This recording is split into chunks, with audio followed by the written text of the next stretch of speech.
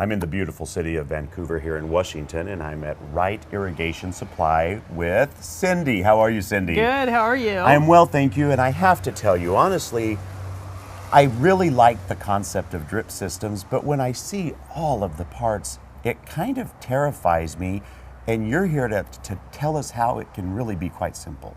It is quite simple.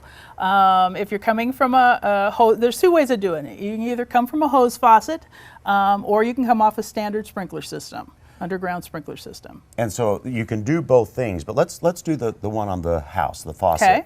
How do you even start? So the first thing you would need is a pressure reducer and a filter, and you can get those in an all-in-one, and this would just go right onto your hose faucet. The pressure reducer keeps things from blowing apart. The filter keeps things from getting clogged up.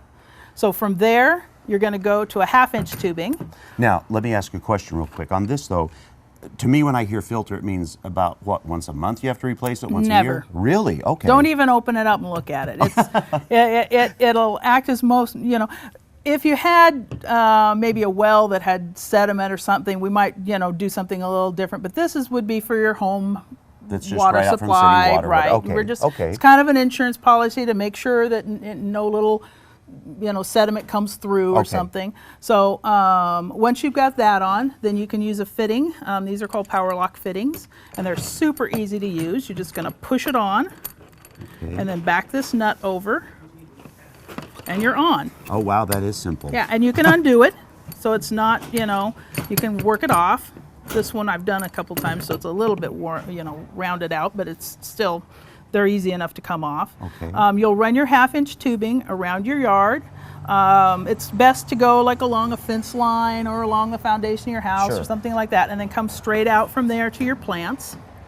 You put in clamps. They also have 90s, couplers, T's. This is the end clamp, very, very high tech. So when you, yeah, it is, isn't it? Just so bend then it I over. would think you just put one side on, Slide and then it. fold it around. Yep. And put, okay. Very easy to That do. is simple. So super easy.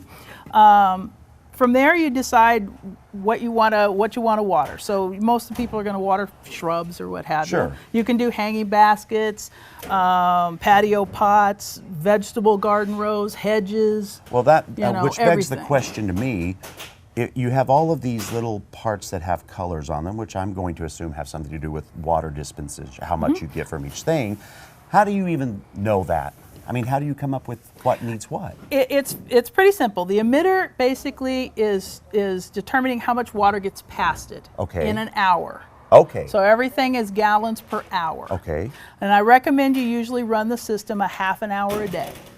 So the emitters come in everything from 1/2 gallon an hour up to 24 gallons an hour. And that is by color.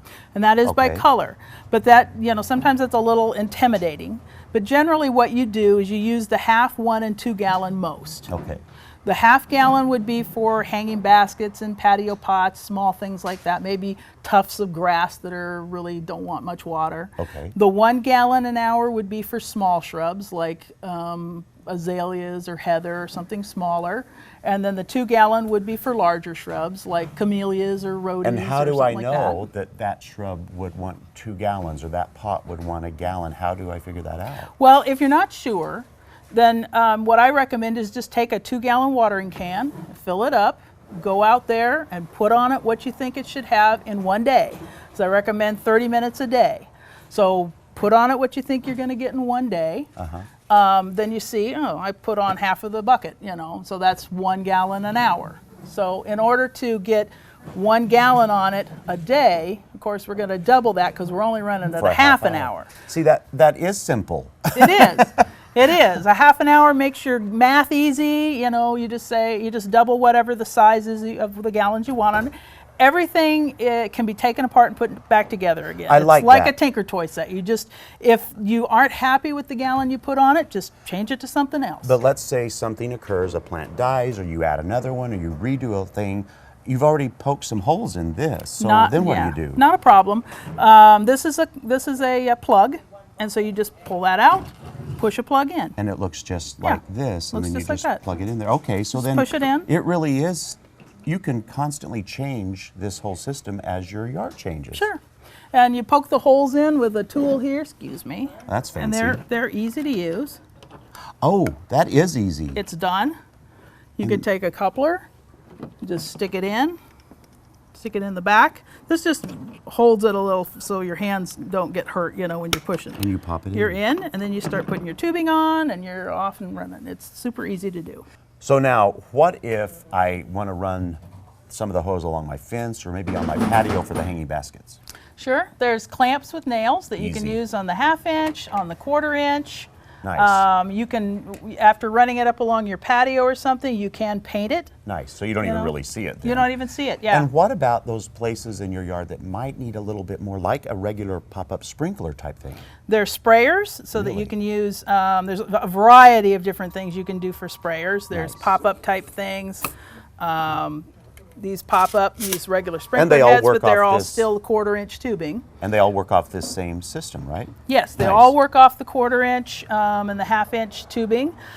These you just put together, you know, you put them together yourself, so you decide what kind of topper you want on them to do a 1/2 circle, 1/4 circle, full circle. And Cindy, what about those things like in the fall we're supposed to cut down watering on tomatoes so they ripen up better? What about shutoff valves? Sure, there's shutoff valves in both sizes. So if you want to do the shut off your vegetable garden because Sure. you've already harvested, or cut back on the water for your tomatoes, you know, anything you want to just isolate. And then what about vacations? I mean, if you just took this right up to your faucet at home, what do you do? That's the best part. Just put a hose in timer on it. Wow, You know, okay. hose bib timer. Sure.